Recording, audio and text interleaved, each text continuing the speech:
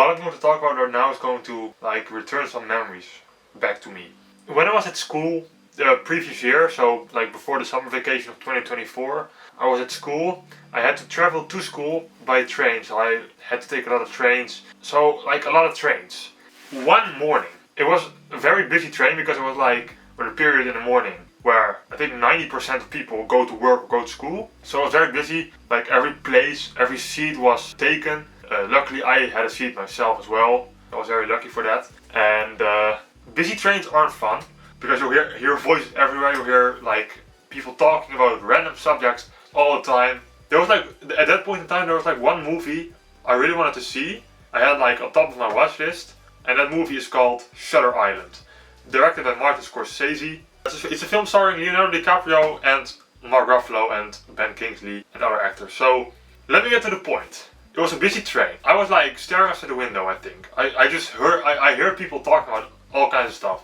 And so I pick things up. And then like two guys next to me, or like at the opposite side of the like a path in the middle of the train where you can walk, they were talking about, I don't know, video games and movies and stuff, like entertainment. Fine with me, interesting. Like you hear like opinions, they have opinions of course, talking about which movie, like what kind of movies they watch. I think 15 minutes into the conversation, they started talking about psychological thrillers. And Shutter Island is a Shutter Island is a psychological thriller. I heard like the name Shutter Island and I thought, no, please, don't do this. Because I knew, before watching it, I knew Shutter Island had like a very twisty ending, very like a twist. I knew it had a twist. I had no idea what the twist was, but I knew it had a twist. And I thought by myself, please guys, please don't talk about that twist. Please don't reveal the twist because I haven't seen it yet and I wanted to watch it so badly. I just didn't came to it back then. So I was just hoping for it. I was just trying to like distract myself, hoping they wouldn't talk about that. But then it happened.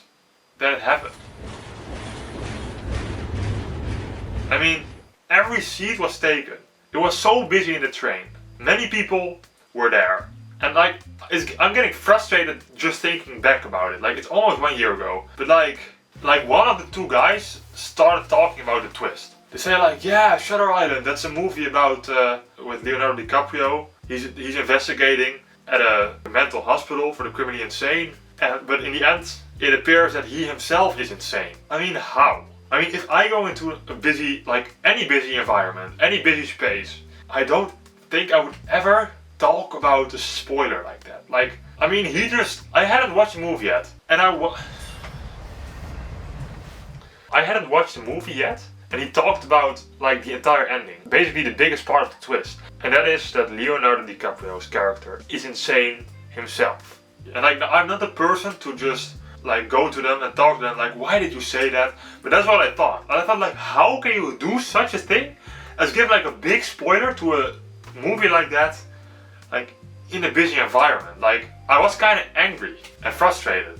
And I think like a few days, maybe a few weeks after that train ride, I just decided to watch it to get it over with. And I mean,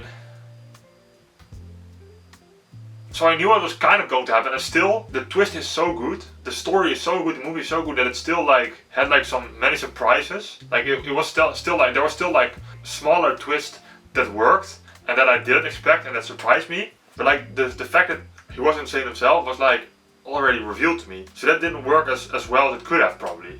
The entire time, like during the movie, I was so frustrated and I thought back about it and I thought, why did he do that?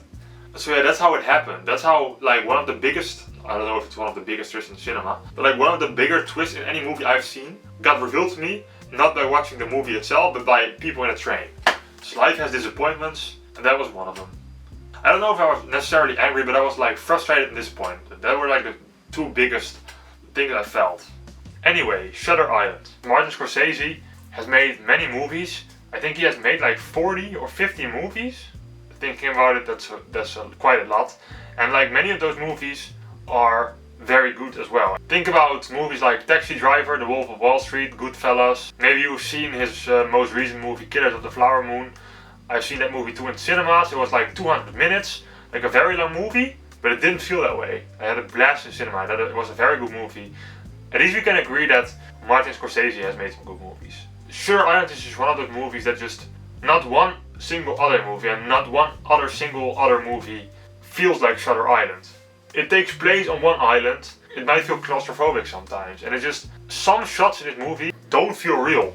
That's probably like because of the production design and the like the cinematography as well. It just, I don't know what it is about some of those shots, but it just doesn't feel entirely real, which is very special to see, I think, because it looks like something you've never seen, and I think that's one of the many things that makes it such a great movie. And of course we have Leonardo DiCaprio, who might be the most well-known actor working today. At least he's one of those actors, like basically like a lot of people know, and he as always does a great job. And Mark Ruffalo as well. I mean, when I was younger, I did not know, or at least I didn't realize that Mark Ruffalo played another big role or in another big movie besides Bruce Banner / the Hulk in the Avengers and Age of Ultron and stuff, and in the Marvel movies. Now might be a really good time for you to get angry. That's my secret, Captain. I'm always angry.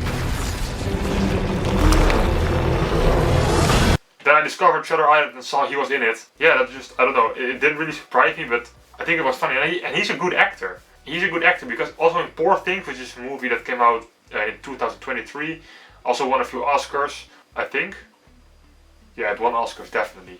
4 Oscars, so that's quite impressive. Mark Ruffalo is also in that. I think he was even nominated for Best Supporting Actor. He didn't win the Oscar, but I mean, also in that movie he did a great job, and he did like, he can act beyond just being Bruce Banner in a few Marvel movies. So that's great to see. Then of course we have the twist. Like the entire twist also reminded me a bit of The Cabinet of Dr. Caligari from 1920, which is a very old movie of like, that's now more than 100 years old. But that's also a movie that, you know, that partially takes place at a mental hospital. And it also happens that the main character, who at first seems like a normal man, a normal person, is actually insane himself. The big difference between the two movies and the two twists is that in The Cabinet of Dr. Caligari, the twist has like a less gradual reveal.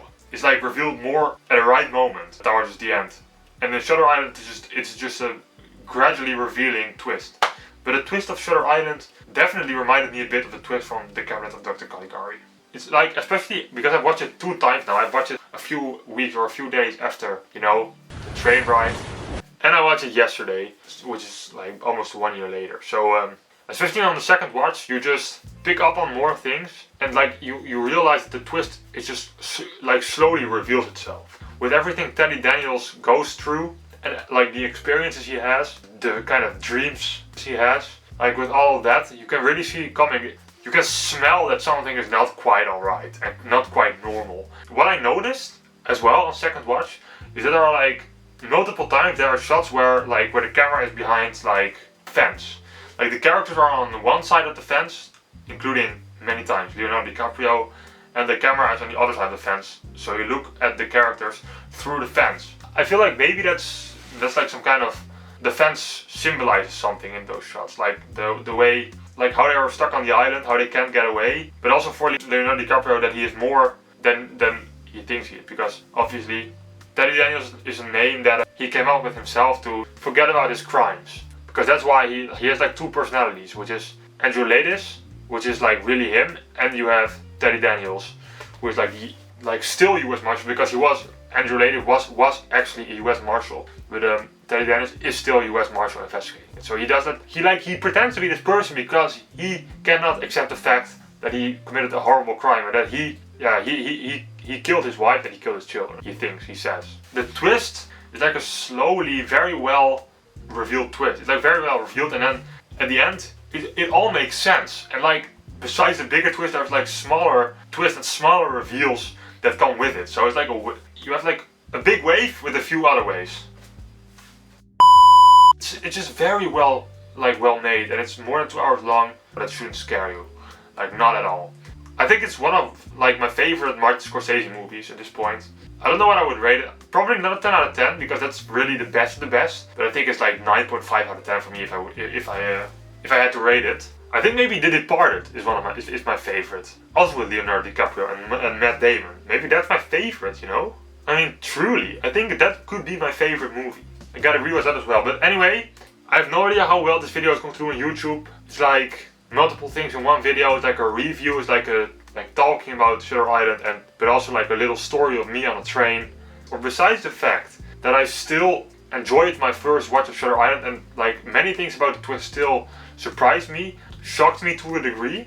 In the end, they still spoiled it to me before I watched it. So the moral of the story is, just when you're in a busy environment, or in a train, or in a bus, or in a cafeteria, or a restaurant, or I don't know, you know what I mean, any busy place, just think about like where you are. Are you with only the other person you're talking with, or are you like with tens of other people? Just think about it before you say something. Just think before you say something. Just think before you say something like that. Because in that way, you won't frustrate anybody. So I have said what I wanted to say.